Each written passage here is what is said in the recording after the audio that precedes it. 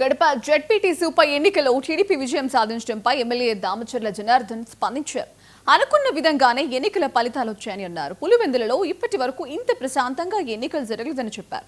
30 ఏళ్లలో ఎన్నడూ లేని విధంగా ప్రజలు తమ ఓటు హక్కును వినియోగించుకున్నారని అన్నారు. ఇక వైసీపీ ఇకనైనా బుద్ధి తెచ్చుకోవాలని వ్యాఖ్యానించారు. మనం ముందు నుంచి కూడా ఏదైతే పులివెందుల కడప జిల్లాలో 2 జెడ్పీటీసీ ఎలక్షన్స్ ఉన్నాయో మన ముందు నుంచే మనకి తెలిసిన విషయమే. ఎందుకంటే ఫస్ట్ నుంచి కూడా పులివెందుల్లో వాళ్ళు రిగ్గింగ్ చేసుకోవటం, రౌడీజం చేసుకోవటం, ఎవరిని నామినేషన్ వేయకుండా చేయటం, అదేవిధంగా ఎవరైనా నామినేషన్ వేస్తే కావాలని అధికారుల చేత చింపి డిస్క్వాలిఫై చేయటం, ఇవన్నీ కూడా కార్యక్రమాలు చేశారు ఇదివరకు.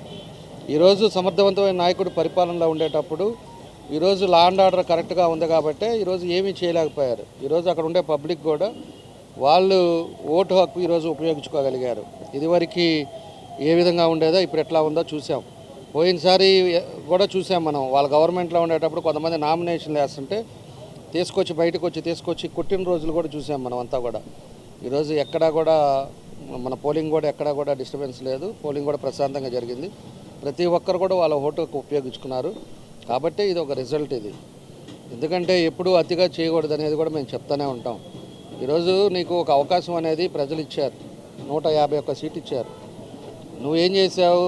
బటన్ వేస్తున్నాను, అకౌంట్లో వేస్తున్నానని చెప్పావు తప్పితే ఈరోజు లా అండ్ ఆర్డర్ కానీ అదేవిధంగా డెవలప్మెంట్ యాక్టివిటీస్ కానీ ఏది ఒకటి